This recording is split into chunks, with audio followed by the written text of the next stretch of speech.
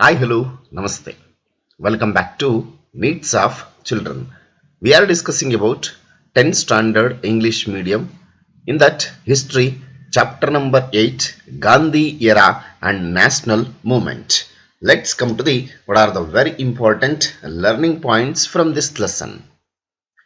In this unit, you learn life of Gandhiji, Gandhiji's beginning struggles in India, the achievements of Gandhiji's inner life, Jallianwala Bagh massacre, Khilafat movement, non-cooperation movement, civil disobedience movement, Quit India movement, Round Table Conference, Subhash Chandra Bose and Indian National Army, Dr. B.R. Ambedkar and his reformations, Jayaprakash Narayan, Jawaharlal Nehru, Muhammad Ali Jinnah. So these are the very important learning points from the lesson Era of Gandhi and National Movement.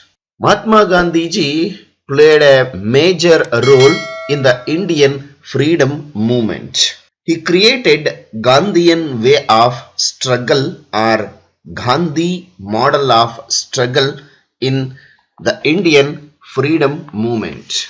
The thoughts of Gandhiji and philosophical base of struggles, the period between 1920 and 1947 is called as the Gandhian Era. So the early life of and growth of Mahatma Gandhiji. Mohandas Karamchand Gandhi, who is popularly called Bapu, was born on 2nd October 1869 in Porbandar of present-day Gujarat's Kathiawar district.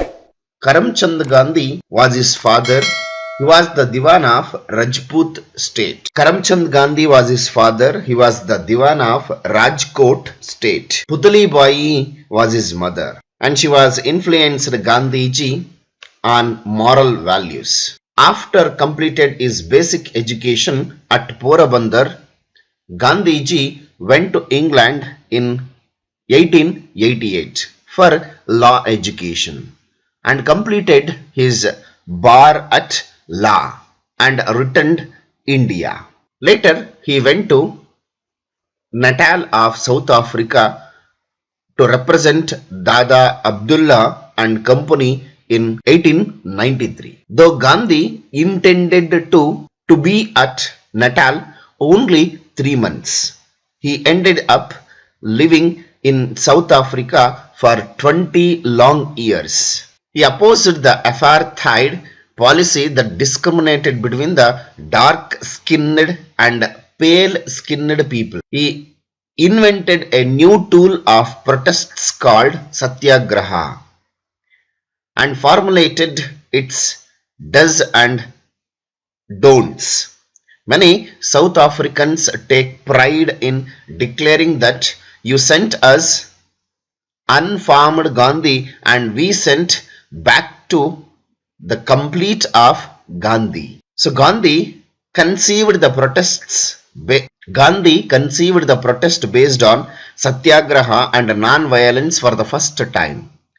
He founded Natal Indian Congress. Gandhi published political periodical Indian opinion for the first time to express his views and formulated the opinion of people. In order to intensify the struggle further, he started passive resistance organization. He started Tolstoy Farm and Phoenix Farm to train the people in Satyagraha and non-violent peace struggles. Many people like Herman Kellenbach, his wife Kasturba, children led their leadership hand to Gandhiji. Finally, feeling pressured by the agitations led by Gandhiji, the government of South Africa withdrew all restrictions and prohibitions against Indians and black people. Once Gandhiji was traveling from Pretoria and Durban in the first class railway compartment, he was thrown out of the compartment by a white officer. This made him to realize the hardships faced by Indians in the various places of South Africa. He himself has recorded that there were more harsh discriminations in South Africa than in England. After leading a long struggle in South Africa, Gandhiji arrived back to India in 1950. So Gandhiji in India, the initial protests. Mahatma Gandhiji, as for the instructions of his political guru name called as Gopala Krishna Gokale, toured entire India in a third class railway compartment to understand real India in his time. He gave an institutional shape to his struggles by establishing Sabarmati Ashram at Ahmedabad in the year 1916. He understood the problems of farmers, Dalits, tribal peoples, workers, laborers, and other sections of Indian society. In 1917, Gandhiji launched Champaran movement in support of indigo growers and made the British government accept the demands of farmers. In 1918, he started a movement in support of mill workers of Ahmedabad and made the British government accept his demands. In 1918, another protest held in Kheda village of Gujarat to oppose land taxes also became successful. Gandhi started using truth, non-violence and Satyagraha ideals in all these movements. And he also started interacting with common people, making the freedom movement more people based on movement. The Indian freedom struggle took a new turn with the arrival of Gandhiji. He employed passive resistance, non-violence and Satyagraha as the main strategies in his struggles. He used to express his thoughts in periodicals like Young India and HARIJAD. With the arrival of Gandhiji, the Indian National Congress threw its door open for all to have membership in it. Like this, the Congress became an organization of common people. In order to press its demands on the government, the Congress chose civil disobedience and non-cooperation paths.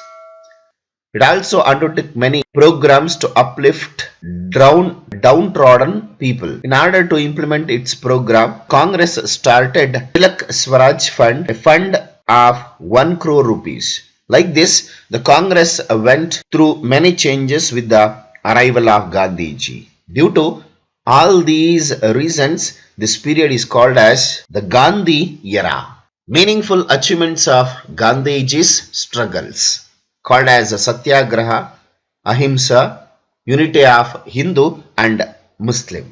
Among that, the first one, Satyagraha. Satyagraha is one of the major methods of protests of Gandhiji. The word Satyagraha means the assertion of the truth, and it was one of the major weapons he employed in South Africa, and it is his moral weapon.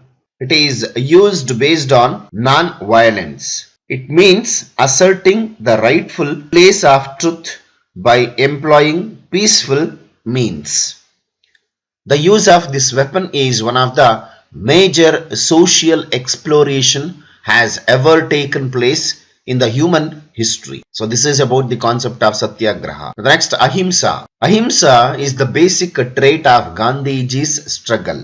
He firmly believed that one should face violence with Ahimsa and Satyagraha. Gandhi employed motherly strategies such as Ahimsa, Satyagraha and fasting against the brutal force of British like military, police and law. The defeat of the mighty English in the hands of Gandhi itself a strong message in the annals of the history. The third one, unity of Hindu and Muslims. Gandhiji always championed the unity of Hindu and Muslims during the national freedom struggle. He believed that without unity among Muslims and Hindus, it is difficult to achieve independence. Also, it becomes difficult to survive as nation in future. He always said Hindu and Muslims are the two eyes of Mother India. During Khilafat movement, the Congress expressed its support. So that's it about today's session. I hope you have understood till now what we are discussed. In case if you have any doubts related to till now what we are discussed, you can comment in the comment box. I will solve your doubts and I will come back with the next video. Until, keep watching my channel. Thank you. Have a nice day. See you in the next session. Bye bye. Take care.